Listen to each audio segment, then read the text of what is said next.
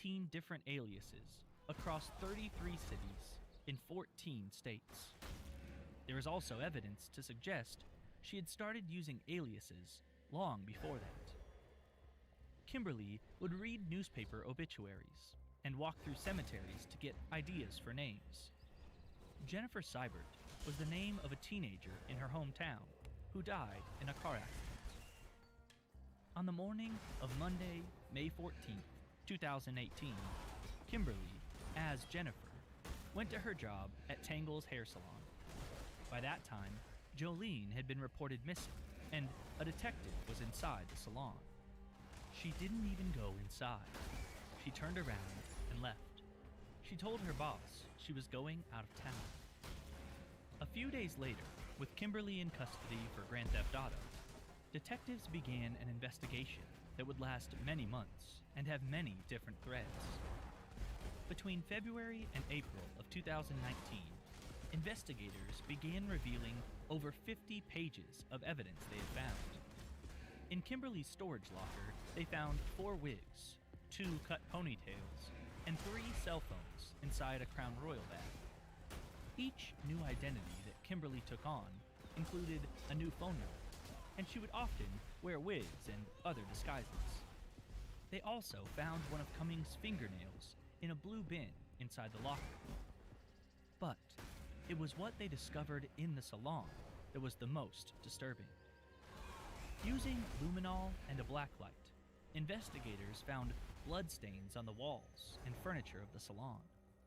Blood was also found on a bleach bottle and a mop. The blood also showed up in mop streaks on the floor. In addition to the salon, blood was also found in the storage locker, on one of Kimberly's boots, a sock, and a pair of scissors found in a car. A Florida Department of Law Enforcement DNA analysis revealed that while some of the blood matched Kimberly, some of it almost certainly matched Jolene. Surveillance footage from a nearby restaurant showed Kessler dump a blue tote bag in the woods behind the salon. The tote bag tested positive for the presence of blood. An employee at the salon noticed that a plant by the reception desk had been removed and replaced with another one. The original plant was found next to the blue tote bag in the woods. Shortly before Kessler's arrest, surveillance images show her at a gas station with what appear to be scratches on her face. She was asked about these scratches during questioning, and her response was that it was bedbugs. "They leave bruises?" an officer asked her. "On me they do. Not all the time, but sometimes. But whatever," Kimberly responded. Some bruises? On me they do. Not all the time, but sometimes. But whatever. Jeez. Tape was released of the 2 hours of questioning that detectives gave Kimberly. She talked freely of her past. She talked about working as a stripper, a truck driver, and a cocktail waitress.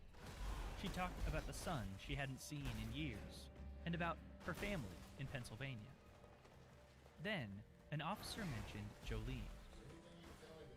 Did she ever talk to you about a boyfriend? Michigan, does she got a husband in Michigan and a boyfriend? Did she ever talk about anybody she was scared of? She was scared.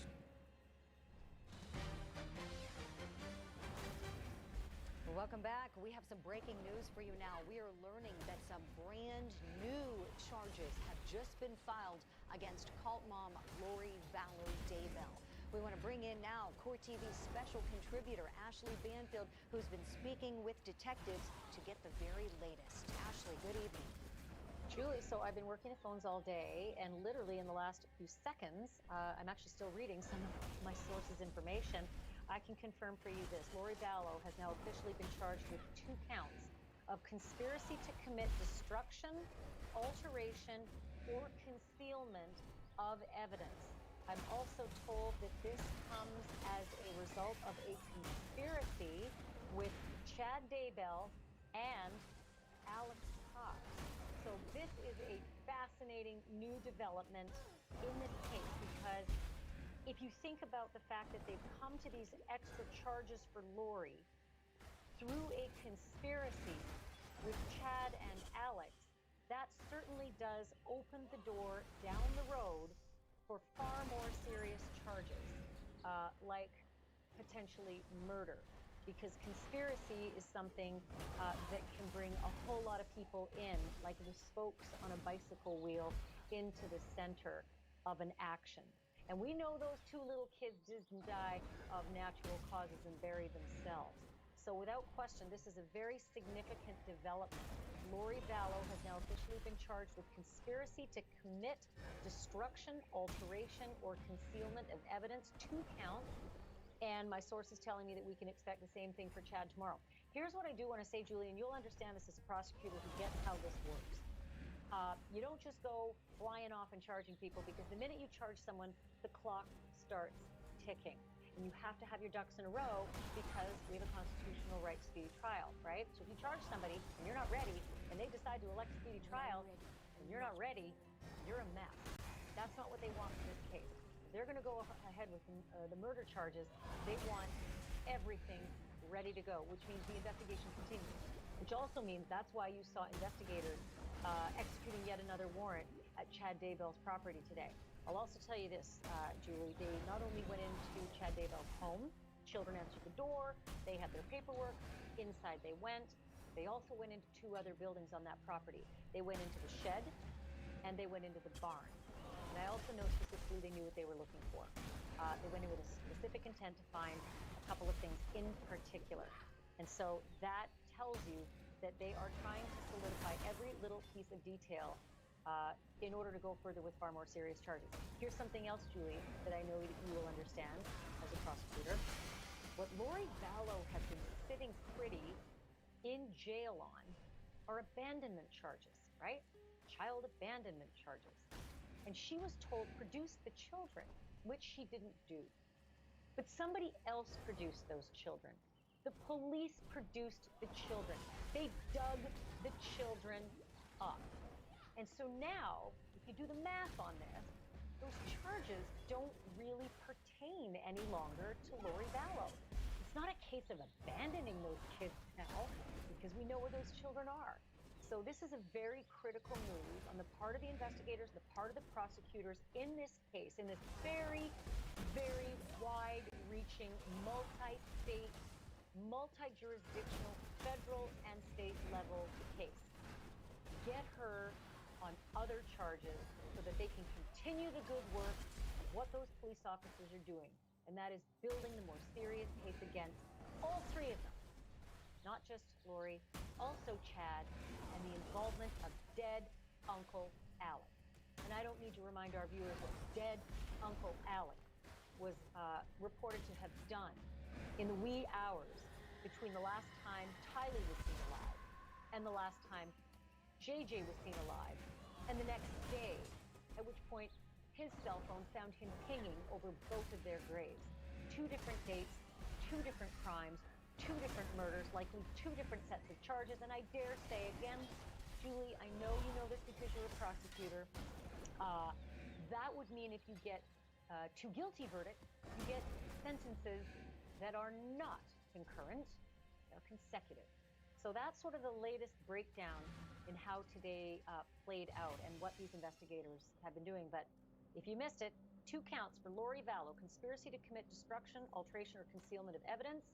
And sit pretty, because you're likely to see that repeated tomorrow with Chad. Same charges.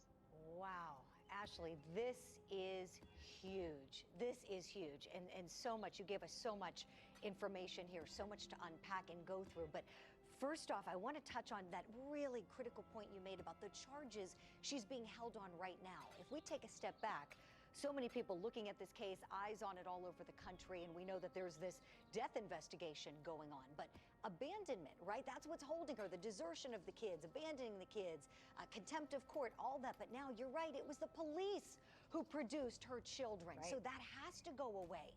So to your point, these investigators have been working around the clock to get their ducks in a row. It seems like, tell me, Ashley, in your opinion, these charges today seem to be one step closer to possibly the homicide charges that we think may be ultimately coming. Well, listen, I mean, this is the first time I've heard Alex Cox as part of a conspiracy with Lori and Chad.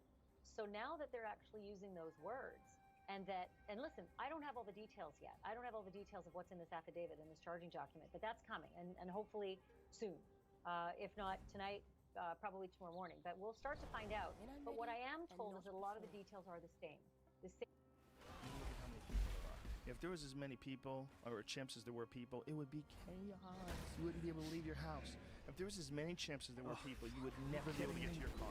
They would mug you every chance they got. They would rip your fucking feet off and fuck your ass. They would do whatever they wanted to. They would do whatever they wanted to. I think that would be the one animal actually you definitely don't want to have gorillas an encounter. and chimps? Dude. You may as well choose a croc because they'll kill you right away. A chimp will just take your face off and your genitals off. Yeah, doesn't rip your Gorillas are genitals less likely to attack you. Yeah, they are. Gorillas will fake you. They'll fake charge you. And you have to stand just your to ground. scare you, right? It's a mock They charge. want you to get the fuck out of here. Just get the fuck out of here. You're staring at me, you crazy And asshole. the chimp's gonna rip your dick and face off. Well, we're so soft. We think it's okay to look at a wild animal in its eyes. That's how stupid we are. me. Hi. It's a Hey, challenge. we're cool. We're cool, man. We're from National Geographic Society. We just come to make sure your baby's okay. Fucking crazy 800-pound silverback What's wrong bursting with through the people? trees. Gets right in your face. He's got fangs and he only eats vegetables. I know. And the fangs Shredded. are only designed to fuck you up. And you can't even imagine what an 800-pound gorilla's strength is like, because you would think of it as like an 800-pound man, but it would really be more like a 3,000-pound. It would twist your head off like this, man. Like, Rip you to pieces. Probably more than 3,000. Probably like a 5,000-pound man. sure. Some ridiculous number. Look at the muscles on a 200-pound chimp, man. When they lose their hair. Oh, they're Bottom of the- disgusting. Oh, Troll-looking, fucking, God. horrible-looking I've beasts. stared at those muscles forever. If we had as many chimps as there were people, everybody's always down for chimps. And look, I'm not saying we should exterminate the chimps. Don't get me wrong. But let's just be realistic. Chimps were everywhere, and they had full freedom, the way people do. We'd have a that noise. fucking serious problem. Yes. yeah. Well, the first problem was someone said that was okay for those chimps to fucking hang out with us, man. And if you don't think chimps will steal babies and eat them, you haven't been paying attention to the literature. That's right, sir. I haven't Yeah. been paying attention because I'm they will terrified. They will Oh, they steal will. babies. Baboons will From steal each babies other. for fun. From each Baboons, other. I knew. Baboons are Evil wild as fuck. fucking cunts. Yeah, that- Evil cunts. when you baboons. carry your baby on your back, it's not a good idea. Baboons are creepy dog fucking monkey things. Brr. Nobody's got a pet baboon. No, in some New people York do. City. Do they? In Yes, New they York do. City? Bro, I don't know about New York Well, they City. do in Africa. I know. There's like baboons with fucking masks I on. feel like problem- every the time I'm problem in with here, I'm monkeys- terrified, man. I know. Every time. Last time I left, it was volcanoes.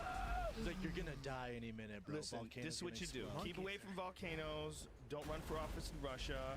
Make sure. Make Don't sure. get a baboon because it will challenge you eventually. We keep the chimp population to a minimum. Yep. Everybody was down for chimps. If chimps were like squirrels, you'd be fucked. Yeah, you'd be you dead. would be fucked if chimps were running through the fucking Look at the park. muscles, look. Oh, good. This is my googly favorite. moogly. Look at that thing. Look at the muscles. Oh my God, they're so strong. Go to where there's a male. Look at that. And what's really that's Look the at the same one chimp, I think. squatting right but there. what, Look at yeah, that. but what's really fucked is Pure balls on. He's got some balls and that's no what dick. they all look like.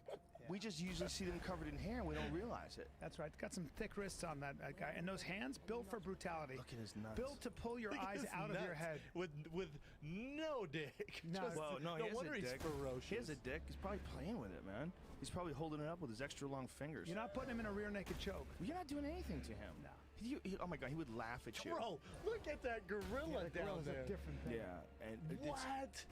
oh my God, Lord. Jesus fucking Christ, the fuck? he's so big. Oh my God, that thing's so big. 6 foot, 600 pounds. Again, not messing with a very big piece, though. Oh no, they have tiny dicks. As a Tiny, matter of tiny. fact, there's a difference. And notice how he has tiny balls too. Here's what's interesting. Give you a little science. And with primates, there's a direct relationship with the size of the testicles and the promiscuousness of the surrounding women. So the more the women are just fucking everything, buck wild up in here, the more the dude's balls get big. And that exists in cultures as well. For sure. I live in LA. Yeah. My balls are Look at- huge. Humans have the largest dicks, though, of all the primates per capita. Yeah. You know, per size, per Right. measurement. Wow, I didn't know that. Yeah, if you measured us pound for pound, our dicks are the biggest because we're the biggest hoes. Yep. Not necessarily, like Fuck. us and bonobos. Bonobos fuck a lot, huh? But our dicks are bigger.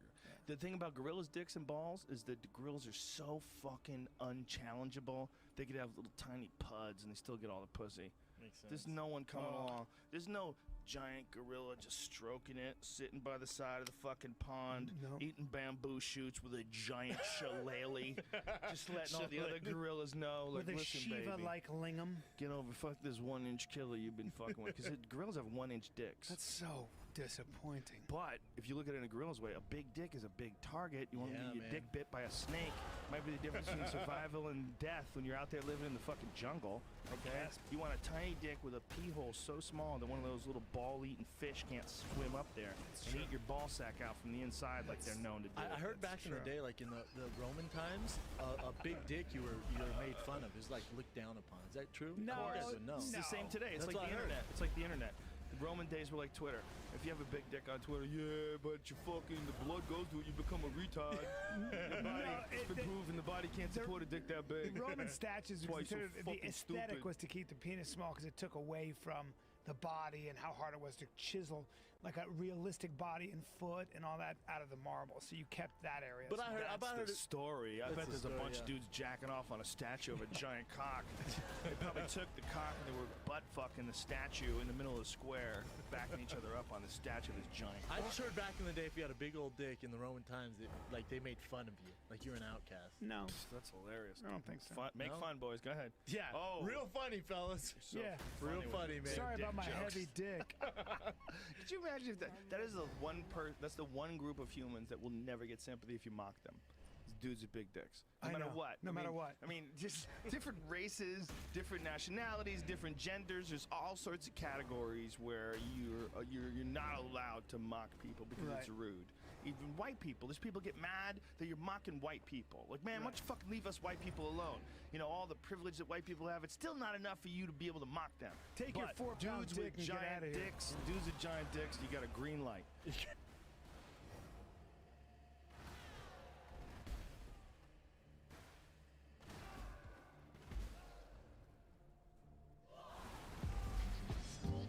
So what is backing and laying on the Betfair exchange? Well, see this couple?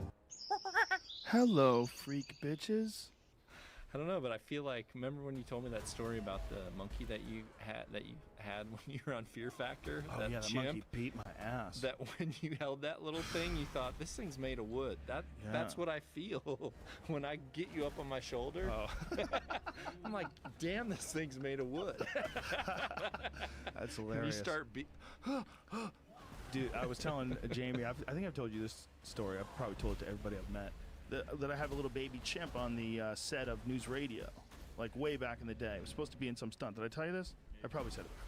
This little motherfucker was on my back and he hit me a couple times and I was stunned.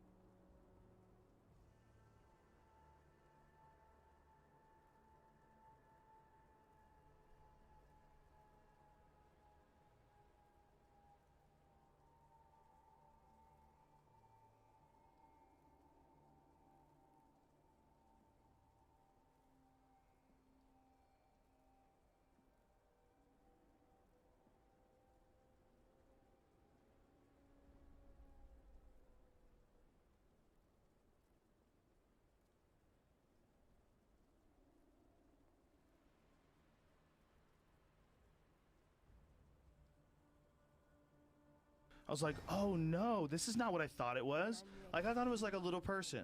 Like, oh, this little person thinks he's a badass. Let me just calm him down. No, he got on top of me, just hit me a couple times on the back, and I was like, what in the fuck? I just was thinking it immediately. I started doing the math in my head and thinking what it would be like to be confronted by a full-grown chimp. Okay, well that's my argument with the silverback versus grizzly.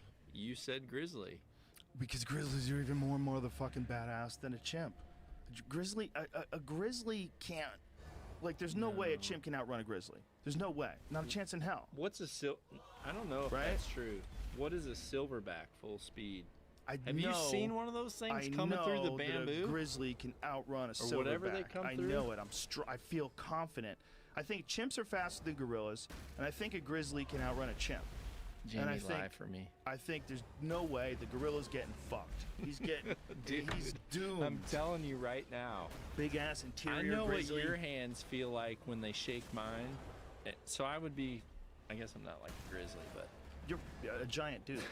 Like silverback would crumple you like an empty pop can. It wouldn't even be like, he wouldn't even feel you. He would go through you like whipped cream. 25 miles an hour, top speed. Why does it say it feels like 25? It feels like 25. Similar actual animals? speed's 34, but it feels like 25. I don't understand what that means. This is from someone riding its back. Get to a different website. Is that what this is? Is that really what this is? Oh my god, I love the name Wapiti. Where'd that come from? Do you know where that came from for elk? Speedofanimals.com. A wapiti? Yeah, what is it? Where's that word come from? That's what an elk is, dude. I wapiti. Never... It's actually a wapiti. Who called it the Wapiti? Where's that name come from? I've heard it. It's a cool name. Wapiti Wednesday is the hashtag. Cam uses it a lot. Powerful Wapiti Wednesday. Is it? A chimp. I said a silverback. What? I don't want to know what a chimp is. But don't you think a chimp is faster? Get that chump off there. Don't you think a chimp is faster than a gorilla? Give me a silverback. Okay. Have you seen a silverback come out of the frickin' jungle? Fast. See, told you. So this is what I'm thinking. So it's speed over strength. It's just like an archery argument. Yeah, maybe. I think the bear gets them. Heavy arrow, slower speed, fast arrow. But there's not much of a difference in the speed. It's real close. And a grizzly bear is so much bigger, moving so much more mass around. Like if a big grizzly is 500 pounds, a silverback...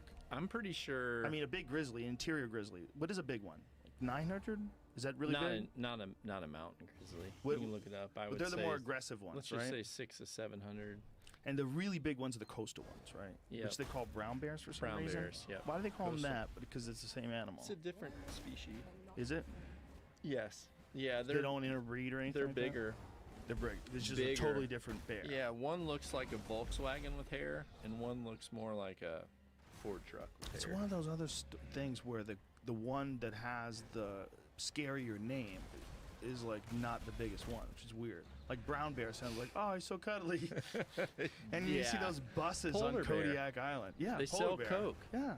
Klondike bars. Yeah. What would you that's do? right. What would you do for a Klondike bar? Fucking polar bear's your buddy. Hey, I'm your buddy. I live in a place where there's no vegetables. It's a conspiracy theory. Polar bears brought that up. They literally made those to make themselves look cuddly so humans would be stupid enough to walk up to them. Do you think it's like a nature trick? Like nature made them cool to look at so we don't mind as much that they're murderers? I would argue Disney. Fucking Disney. Right? Like that Bambi movie. So a silverback is slower by 10 miles an hour? 5 or so. Is there anyone that Gorilla's has that? fucked, I told you. No, but is there any strength of a silverback versus a grizzly? I don't think it's comparable. I say this saying I really respect grizzly bears and brown bears because you know that. Well, I think that eased the concerns of a lot of grizzly bears and brown bears that were listening. Yeah, they're pumped. I think that they're all dangerous and ferocious, and I'm thinking silverback versus the grizz. You think you would win? Yeah, maybe. We need people who listen to this podcast needs to put it in the post. We need to know what people want to know. I wouldn't want to fight a 38-pound rat. No I'd be fucking terrified to fight a 38-pound rat. So the idea Why of 38? I just can't put a number. Because that's a fucking giant rat, man. Yeah, but you should have said 30, 40. I know, but like 38. How so much 37 does a house cat you weigh? can get it? What's a house cat weigh? Like 10 pounds? No way. Less? That's Garfield weighs 10. Okay, like 7 pounds, something like that. I would think. Something along those lines. Okay, now make it bigger. Like keep like what size does it become First totally off- unmanageable? First off, if you're not wearing welding gloves, a 10-pound in shape house cat, you're not fuck talking you like up. Garfield. You're Yeah. talking like, I don't know. Let's talk about a Conor McGregor Garfield at coming in at 10. Like a real good tiger cat, like one of them, you know, those ones like real common house cat ones that look like. Well, little... picture this. If you grabbed a 10-pound mountain lion, do you think you can control that thing? There's no way. My neighbor is 38 pound. My neighbor's a good buddy of mine, and he saw a mountain lion. And he saw a mountain lion when he was walking his dogs. Got these little cutie dogs. He's walking his little cutie dogs, and he saw this fucking thing, saw its tail, and picked it up, picked the dogs up, and ran back to his house. And then Smart guy. got on a website and found out that they had tracked this animal, and that it had a collar on it, and they tracked it, and it got hit by a car on the 5, and he was explaining like how the whole thing went down. And I was like, whoa, like that thing, you were walking your dogs and this big ass cat, it's like a 120 pound plus cat. So the actual cat that had a collar, he knew that's the one he encountered? Yeah. He saw the collar, and then he went on the website, and you can track, because he'd found out that this cat had died, and when he found out the cat died, he went and the sound of whiskey. Are you good over there? Yeah, I'm good, dude. Trust me. Your Yeti's Talking a lot of stupid shit. I know, Very you haven't good. even touched that Oh, I thing. definitely have. How dare you? You one of those guys? Bro, you're not even drunk as me, bro. Quit bullying me. Sorry.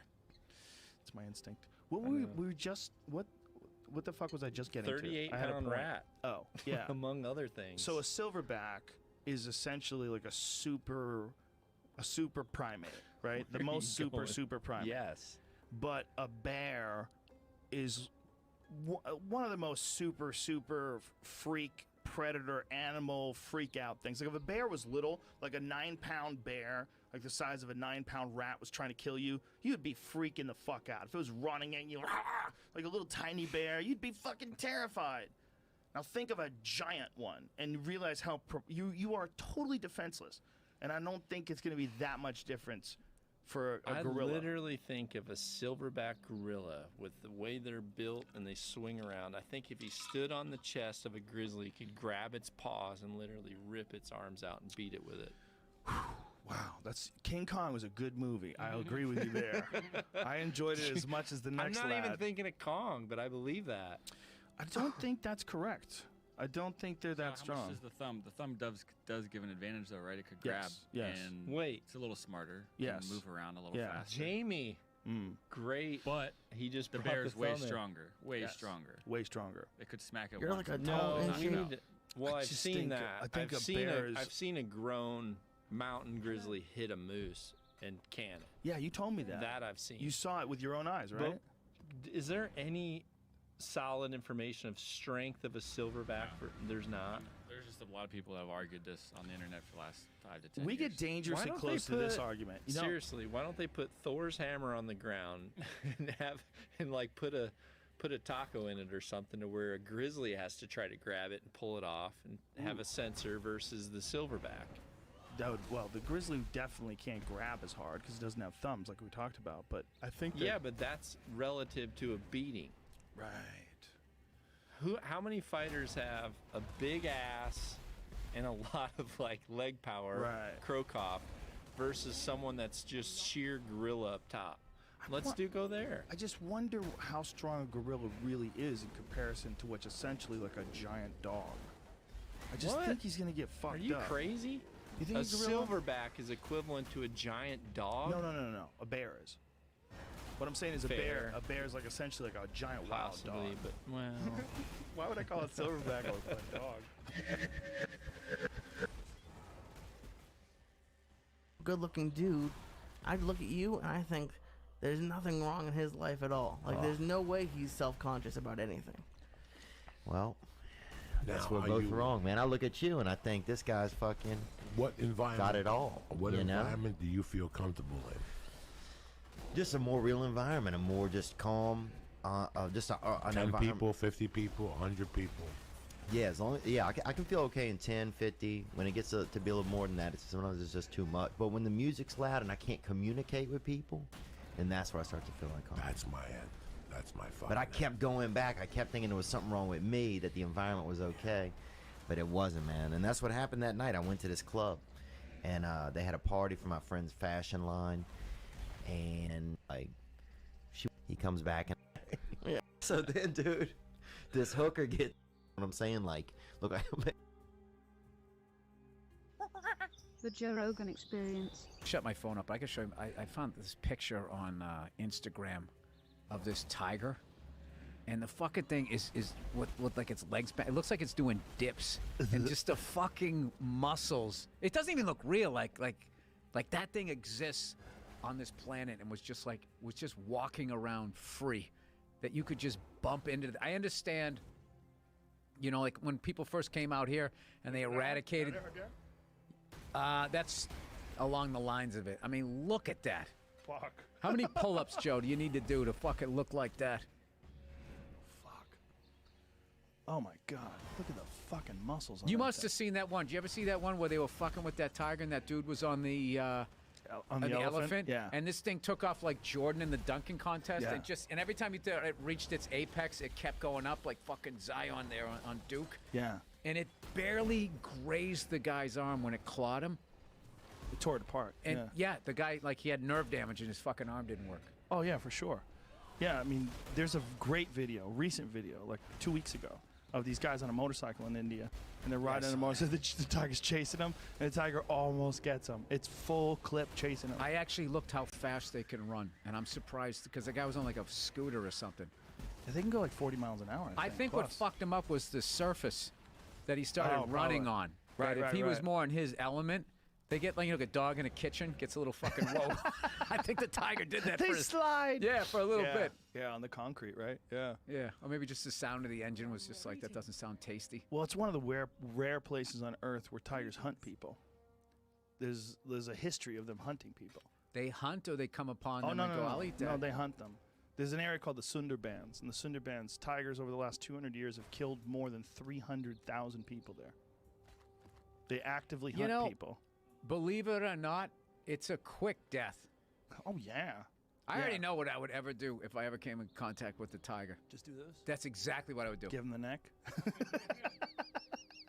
And make some defensive moves, like or offensive moves, just to get him Yeah. to go right towards it. Ugh.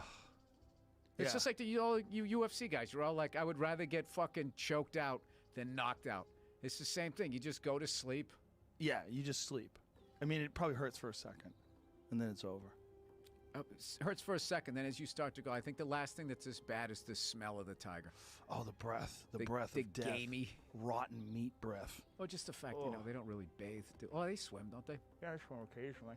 Yeah, they can swim fast. This is how fast they can You swim. smell amazing. Conk. That's it. Zzz. Did you see those two poor women who they were going to take a fucking hike through the rainforest and decided to go themselves? No. Gone. What happened? They found their clothes.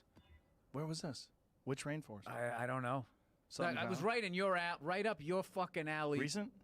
I was surprised it wasn't on your Instagram. Like that's some that's like there's some Rogan shit right there. It's a bummer, man. And people get confused and they don't understand. You're a moving thing and you don't move quick. And they're all about eating moving things. If you're moving, they're trying to eat you.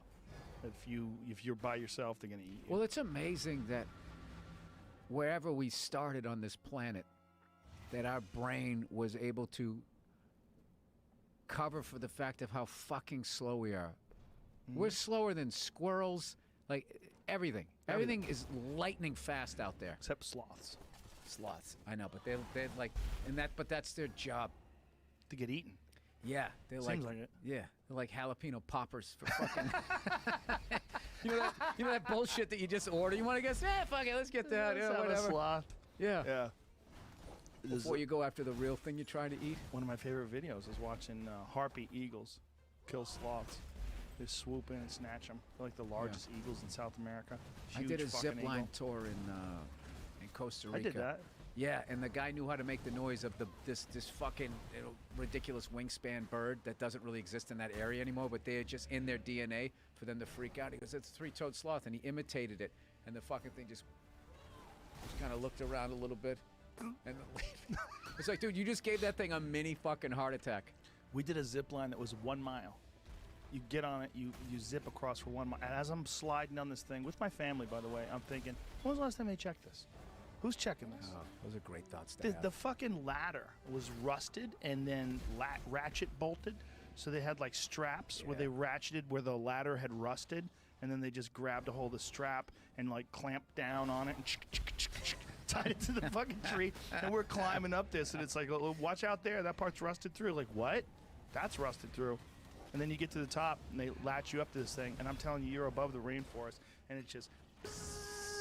Yeah. And you go for like fucking 10 minutes. Just People don't understand how high those... We were just in the bullshit. We were just in the very tippity top of... We were in Costa Rica, so we weren't like in the shit. And I just remember, like, the thing where we were doing, you know, the little, I guess, platform that you went up to was so fucking high off the ground, and it was a third up the tree. Yeah. Like, when we were looking up at the three-toed sloth that was over there, it was like another 400 or 500 feet, it seemed. Up, it was ridiculous. It was fucking ridiculous. Yeah. Nature, man. Nature, man.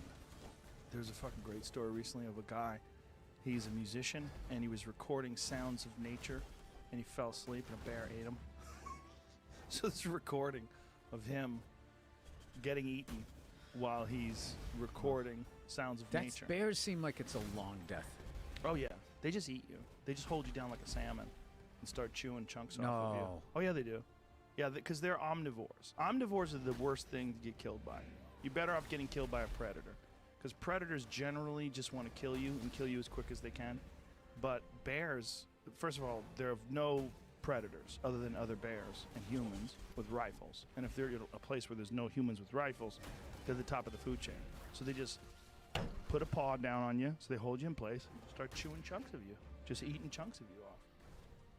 The video of the grizzly man. So my special. It's tonight at midnight on Netflix. Do you know, my brother called me up one time.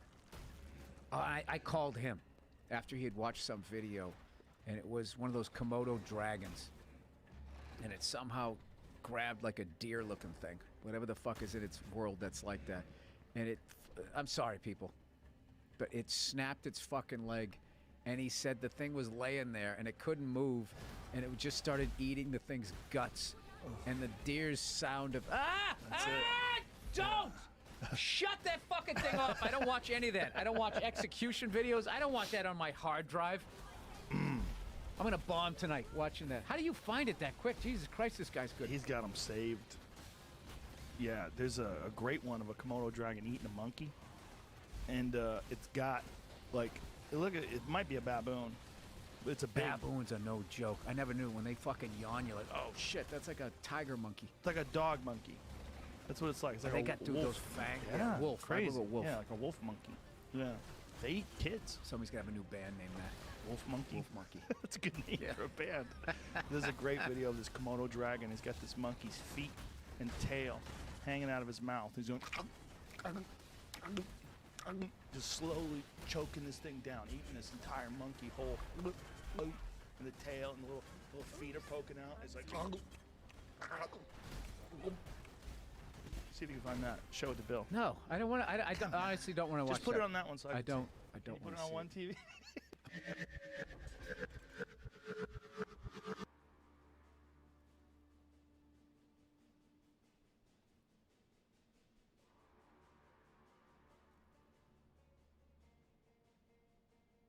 Admiral Casino. What if you could have 40 free spins exclusively on 2 of our top slots? Book of Ra and Lucky Lady. The Joe Rogan Experience. I remember, because I was joking with them, I remember a long time ago, the Grill 93, this old Dick Doherty room. I remember that joint. So 2 guys were about ready to go at it in the club, and the bouncer gets them outside.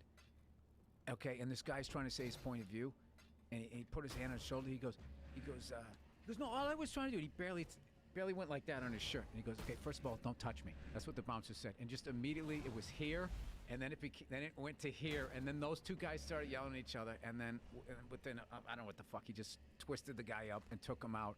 And I forget who the fuck I was with. We were fucking dying laughing.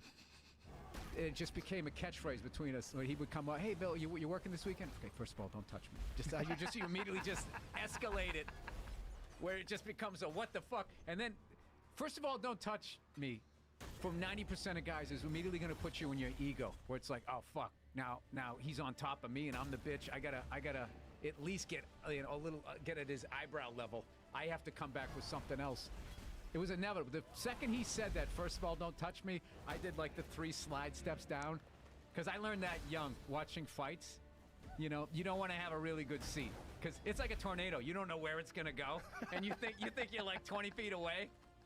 That meant me at a Bruins game, the old Boston Garden, and it was like one of those, just everybody smoking. You probably couldn't smoke in the Garden at that point. I just remember like smoky bars and shit. So we went in there and everybody was hammered. I was hammered, drinking like fucking Heffenreffers. Remember the Green Death, right? Like, dude, this is like 6% alcohol. So,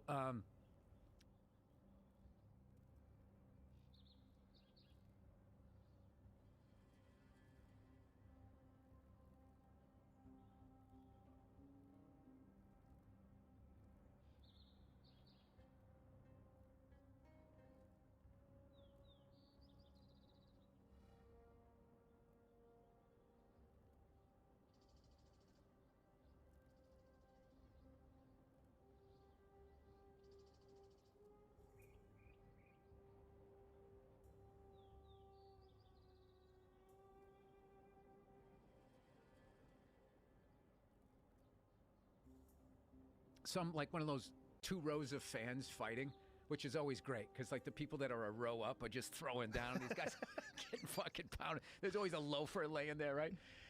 Mike Milbury picking it up. So I remember the cops ran up there, and I ran up too to watch the fight. And they started grabbing guys and coming down the stairs. And it was the Boston Guard, and there was nowhere to go. And I just remember this big cop bounding down the stairs. He literally had a handful of this guy's neck. It was like his whole neck and his jugular. And this guy was two colors.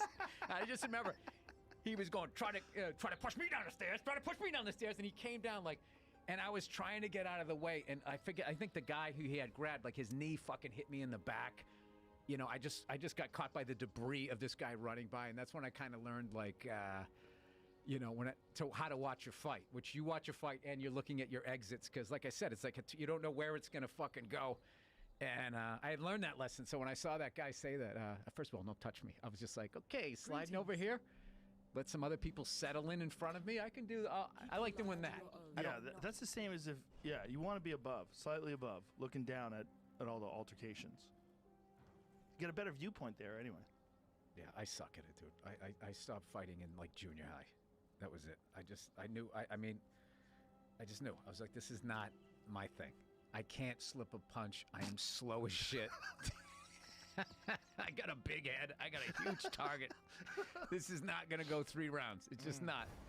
I fought up until like around 6th grade. I think I probably had my last one, and then all of a sudden, kids started to get 120, 130, 140 pounds, and they started being blood and fucking people missing a couple days of school after a beatdown. I was just like, you know what? Okay, I think I'll be the funny guy. It's weird how things go sideways like that when there's a feeling in the air. Whenever chaos breaks out like that and there's a real melee, there's a feeling in the air. It's just like you feel it. It's like, oh, this is nuts. Like this is really dangerous. Yeah. Like there's a mob mentality feeling that you get. It's real weird when things go crazy. I remember it took me having to leave Boston for about 7 years. I was gone for 7 years before I finally walked into a bar and just felt the normal energy. I think the city's changed a lot, but like that tail end of the craziness. I walked into a bar and you could just feel it. It's like somebody's gonna get suckered. Like, not now. It's about 90 minutes away. You could just feel the level of drunkenness, the energy. Guys would go out looking for fights. Some guys would go out looking for fights. Yeah, I knew. There's a guy like I used to train with, Mike Blight. He used to work at the Rat Scout. He was a bouncer. He would wrap his hands. He would wrap his hands on his way to work. I knew a guy. Tape his wrists and shit. I knew a guy who was a bouncer, and he used to bring a mouthpiece to work, but he used to carry it all the time. And I remember when he would get into a fight, he would fucking. It was something when it was a mouth that he'd bite down. It wasn't like what you guys wear, but it would totally psych the other guy out. Like he would come out and he would just put this thing in, and the guy would be like, "This guy brought equipment. Like, what the fuck is going on here?" And I remember one time he got suckered. He knew it was gonna be a fight, and I figured, well, for some dumb reason, he sat down on the stairs, and the guy was standing above him. And one of his friends jumped down and just punched him, and I saw the mouthpiece. It was like fucking Buster Douglas Tyson. I saw his mouthpiece fly towards us, and then just, I shouldn't tell these stories, because I don't know, because it's my version of what, it was a long, like You're not naming names. It was like 30 years ago, and what happened was we were in an off-campus apartment, and I can't believe I'm gonna tell this story. I'm gonna tell the quick version. Tell the whole version. No. Two of my buddies left to go upstairs. It was one of those, little fucking Boston. It looked almost like a three-family house, but it wasn't. It was one of those big ones that has all apartments in it, right? So they left up the party we were on the first floor, and then they went upstairs. And like 20 minutes, they came back. One of my buddy's shoulders was separated. The other guy flat lip, and he had a flat top too. Maybe he had this big fucking gash coming right down here, blood coming down his face. And we were like, "What the fuck happened? What the fuck happened?" It was like, "We just asked this guy for a drink, and the whole party started beating on us." So this whole mob goes up the stairs to go fight the party, right? And I'm going upstairs like, "What the fuck am I doing with my big fucking head? I'm gonna get knocked out here." But I have to go because they're my friends. So we fucking go up there. And we hear the party. So my buddy,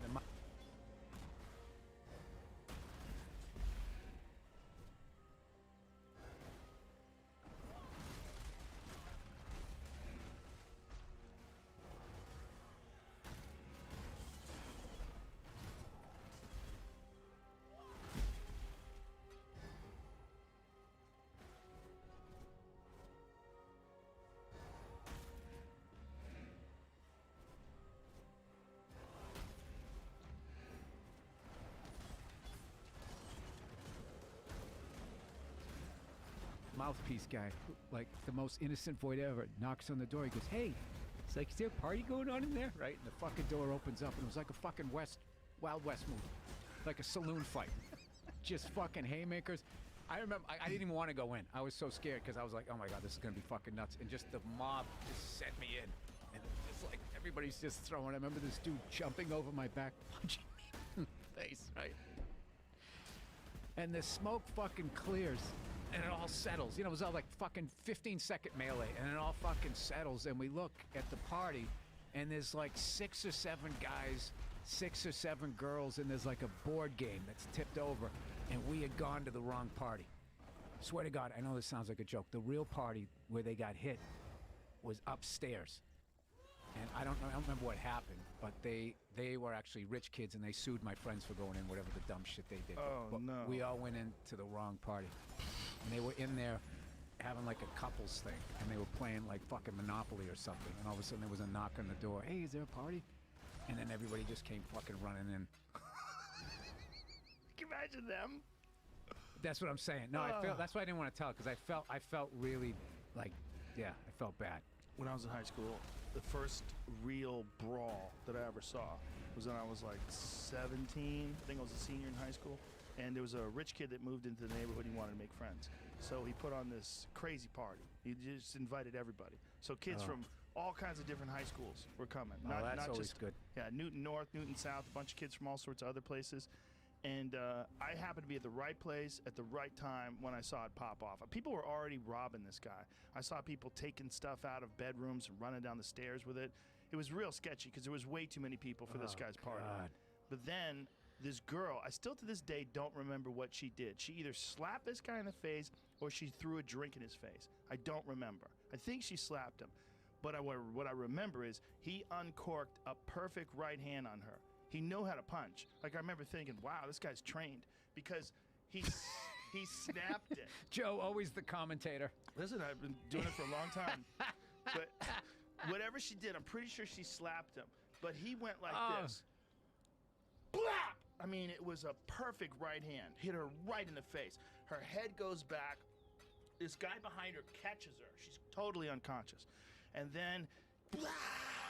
Chaos. Chairs flying. Bodies piling it up. And I'm on the stairs. So I'm watching this through the railings. I see the guy punch the girl as I'm coming up the stairs. I see it all play out. I'm like, holy fuck. And I'm like, I gotta get out of here. Yes. And there was piles. I didn't hit anybody, and nobody hit me. It was like a movie. Like, excuse me, pardon me. Crawling out. I fucking dodged everything. Meanwhile, I was fighting at the time. I was traveling to tournaments all over the country and fighting. So my friends were looking for me. They're like, go get Joe. And there's piles of people brawling, and I'm just ducking the piles. And then I ran into my friend Jimmy, and I'm like, where is everybody? And we gathered our friends and got in the car and drove off. We were laughing our asses off. But it was like, when we left, the cops were just starting to arrive. There was piles of kids beating the shit out of each other on the lawn. Dude, I remember my friend who separated his shoulder in that fight. We popped it back in, and he went back up, threw a punch with the same arm, and missed. It came out again, and I remember him flopping on the ground like a fish out of water. And afterwards, we said to him, like, dude, why didn't you throw the other hand? And he goes, because I wanted this hand to get its revenge. I swear to God. Like he had made his part of his body like a karate movie. Like he had to avenge his shoulder's death. Dude, and I have to tell you something. When people talk about, you're a funny comedian and blah, blah, the characters that I grew up with, and what I loved about what they did and what they said was they weren't trying to be funny. Like he was dead serious. He wanted revenge for this arm. Yeah, and then we were driving home, hammered, and we were three abreast in the fucking the pickup truck. It's this guy's dad's truck, and he had the flat top, so he's got dried blood on his forehead. And we're just driving home, and nobody's saying anything. And the dude in the middle has got these sunglasses on, and he's just sitting there like this. And then all of a sudden, out of nowhere, he goes like that, scared the fucking shit out of me. And I was like, dude, what the fuck are you doing? And he goes, sorry. He goes, I took a little acid. He goes, I was looking at this bug. He goes, I thought it was on the windshield. He goes, it turned out it was on the inside of my glasses. Now, I don't know if that was true, but dude, there's no way you could ever reenact how much he flipped it, like how much you would freak out on acid if you thought a bug was over there, but then your mind told you that it was on the inside of your fucking glasses. And I just remember all three of us just crying, laughing, driving home at just the whole fucking situation. And that was like every weekend of my life for probably like 2.5, 3 years. Every single fucking weekend. And we used to go in to there was this club in this bar in Chelsea. Oh boy. Yeah, well, dude, I was such a baby face. That was the only place where you could get served, right? So it's a rough place. Yeah, it was, yeah. And they were like selling fucking blow out of there. So they didn't give a fuck if you looked like you were 12 years old, like I was when I go up to order my vodka Collins. It was like the only drink. How old were you? I wasn't of age, like 19 or 20, probably 20. And I would go in there, and I just remember one time standing outside that bar, and there was this fucking dude who looked like Rob Halford from fucking Judas Priest, just fucking totally gacked out of his fucking mind, standing in front of his motorcycle. And he was telling this story about riding his bike and his drug thing. He got stuck. He just kept saying, I'm going around the apex. I'm going around the apex, right? Go around the apex, right? And I'm fucking hammered. And I'm like making fun of the guy in front of him to my buddy. I'm looking at my buddy, and I'm so shit-faced. I'm going around the apex. I'm going around the apex, and he's hitting me because the guy's staring at me. Oh. Yeah, no, it was a, and I didn't understand, because I never did coke, so I didn't understand what was going on. I'm gonna leave it at that. I didn't understand what was going on, but all I knew was I just seemed to be the guy that wanted to go home first. I'll leave it at that. That was a fucking dangerous place. Boston was dangerous. No, this is when I figured out what the fuck was going on. There was one time I went into the bathroom by myself to take a leak. It was one of those things you walk in, there was a sink, there was a stand-up urinal, and then there was a stall, which just had one toilet. And I walked in, and there was 2 fucking legs guys in there, and I was like, what the fuck are those guys doing? And so my dick's already out, and I'm taking a piss, and they opened, like, the thing, because it didn't have a latch, opened up, and they had, like, they were doing blow.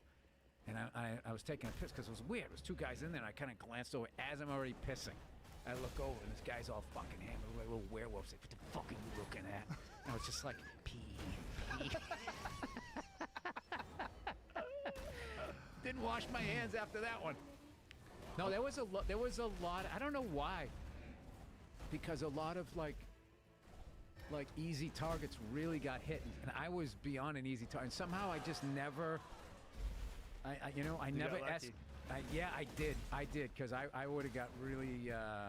I was not as tough as my friends were. My friends were fucking lunatics. But my grade was cool, but like the grade above me and grade below me, they were like some fucking. They were crazy. When I talked to friends that grew up in other places, they would say they didn't have the same amount of fight stories. I think Boston is a particularly fighty place. Fighty. You know what I'm saying? I don't know what. Yeah, there was something going on, but I mean, I think a lot of those east, like New York and fuck, this thing's going out. A lot of those, like I find the people in like New England, Long Island, tri-state area, it's all sort of the same. Savages. Savage children of immigrants. That's what it is. Yeah, but you go out to the Midwest, and that's like German, a lot of Slavic people, Polish people. So I mean, that's. I don't know what. I think they just had more space out there, so it wasn't as intense. You weren't so like packed in. You're in a cornfield.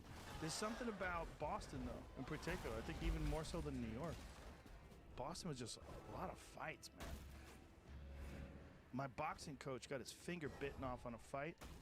He was on PCP. This guy bit his finger off, and he had his toe removed and replaced his finger with a toe. Did I tell you this? No, I remember that was the move back then. So he had it curved permanently, so that he could still throw right hooks. So his when you would shake his hand, he would always give you one of these. He was like, yeah, hey, I knew a guy from Boston too. He had this weird looking nose, and some guy it bit it off and had it reattached. Guys lost ears, dude. That's why I'm saying why, you know. Right around 6th grade, I was just like, yeah, this is like becoming blood sport. Like, I think I'm going to try to be funny here. But yeah, there was a lot of, there was also a lot of, the sports scene back in Boston is just, was insane. I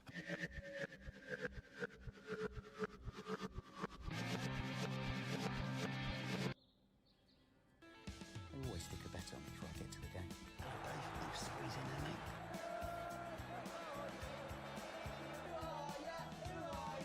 Whatever happens in the game, I try to stay calm. Whoa, 2 meters!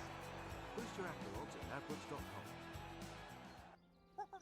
The Joe Rogan Experience. Yeah. Now, what is it with MMA? What are the big nationalities? That's a good question. Russians? Russians are murdering it right now. There's a lot of badass Russians. Wherever life is hard, you're going to find fighters. And you're going to find people that survive where life is hard and thrive. And then that's how you get like a Khabib Nurmagomedov. You get a hard motherfucker who knows how to fight and ain't scared of shit. Same thing with Conor McGregor. You get a hard neighborhood, a hard life, growing up in Dublin, dangerous, fighting since he was young, That's how you get these beasts. And then, but a lot of American MMA guys come from wrestling or the military, right? Yeah, some of them from the military. It's rare. We had special forces guy like Tim Kennedy, of course, who's probably one of the most famous. Brian Stan, also a military veteran. And you look at these guys that are, the guys that are capable of being SEALs or Rangers or Green Berets. They're just elite humans. They're people that know how to do things and push themselves in a way that other people don't. Sometimes that translates over the fighting, and sometimes it doesn't. Yeah. Sometimes they just don't have the physical capability of it. Like they might have the mindset to survive war and the ability to get through buds and to get through grueling physical training, but you ain't beating John Jones. Like there's levels to this thing. There's genetic levels. John Jones has like some of the best genetics ever, and then uses them as good as anybody that's ever existed. Best at controlling distance of all time. He's got 2 brothers that are NFL players. So this is like super genetics in the Wow. household, right? Both his brothers are NFL stars. That's amazing. And he's the baddest light heavyweight of all time. And he's smart.